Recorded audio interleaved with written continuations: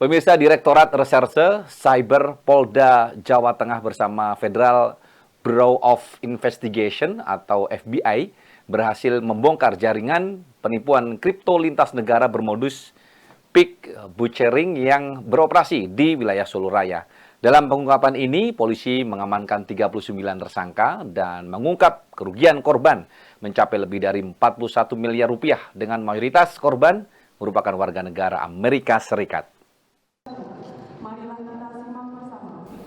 Direktorat Reserse Cyber Polda Jawa Tengah bersama Federal Bureau of Investigation atau FBI berhasil membongkar jaringan penipuan kripto internasional bermodus peak butchering yang beroperasi di wilayah Solo Raya. Dalam pengungkapan kasus ini, petugas mengamankan 39 tersangka yang diduga terlibat dalam jaringan kejahatan cyber lintas negara. Penyidik mengungkap sindikat tersebut telah meraup keuntungan sekitar 41,1 miliar rupiah dari 133 korban yang mayoritas merupakan warga negara Amerika Serikat. Direktur Reserse Cyber Polda Jawa Tengah, Kombes Pol Himawan Sutanto Saragi menjelaskan para pelaku menjalankan aksinya dengan membangun hubungan emosional dengan korban melalui aplikasi kencan daring dan media sosial. Setelah mendapatkan kepercayaan korban, pelaku kemudian mengarahkan mereka untuk berinvestasi pada platform kripto palsu yang telah direkayasa. Modus ini dikenal dengan istilah peak butchering, yang penipuan yang diawali dengan pendekatan personal dan berujung pada kerugian finansial dalam jumlah besar. Pengungkapan kasus bermula dari patroli cyber yang berlaku dan dilakukan Ditres Cyber Polda Jawa Tengah untuk mendeteksi aktivitas penipuan lintas negara. Hasil penyelidikan mengarahkan kepada petugas kepada 7 lokasi di kota Surakarta dan Kabupaten Sukoharjo yang terdiri dari 1 kantor perusahaan dan 6 rumah kos yang digunakan sebagai pusat operasional. Salah satu lokasi yang digerebek adalah kantor PT DG Global Konsultan di kawasan Solo Baru, Sukoharjo. Tempat tersebut diduga menjadi lokasi perekrutan pekerja sekaligus pusat pengendalian aktivitas penipuan. Dalam menjalankan aksinya, para pelaku memanfaatkan identitas palsu untuk mendekati korban melalui media sosial dan aplikasi kencan. Mereka menjanjikan keuntungan besar dari investasi kripto, hingga korban tergiur menyetorkan dana ke platform yang dikendalikan jaringan pelaku. Untuk meyakinkan korban, sindikat ini juga memperkerjakan seorang perempuan berinisial F yang bertugas menyediakan foto dan melakukan panggilan video secara langsung dengan korban.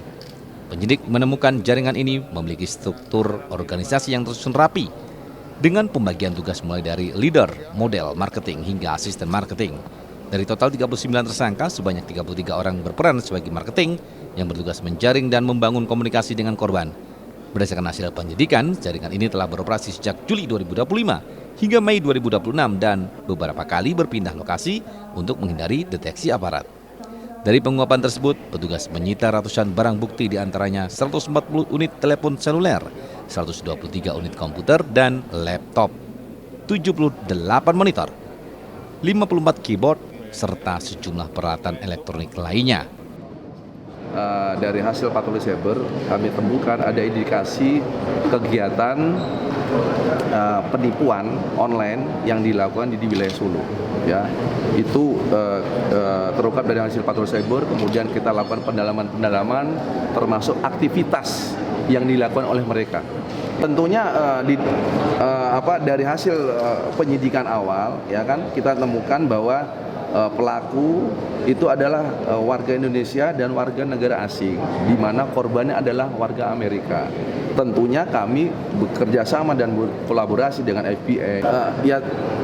Biasanya mereka tidak bisa ditentukan, ya. Jadi mereka kira-kira kalau sudah banyak warga yang mengetahui aktivitas mereka, tentunya mereka akan pindah.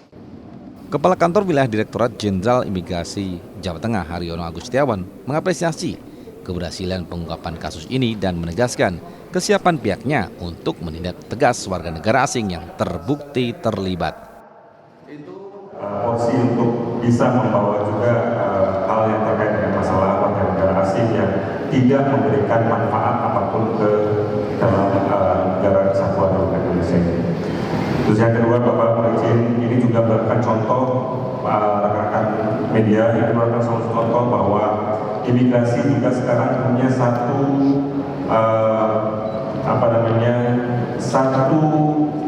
trending baru, yaitu imigrasi untuk rakyat. Artinya apa? Tentu saja tidak secara sendiri-sendiri kita melaksanakan pekerjaan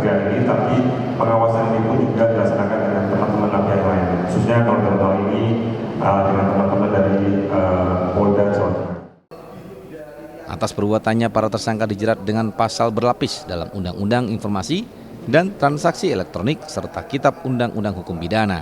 Mereka terancam hukuman penjara hingga 12 tahun, sementara pihak yang menyediakan sarana dan tempat operasional terancam hukuman maksimal 15 tahun penjara. Vita Semarang, TA TV.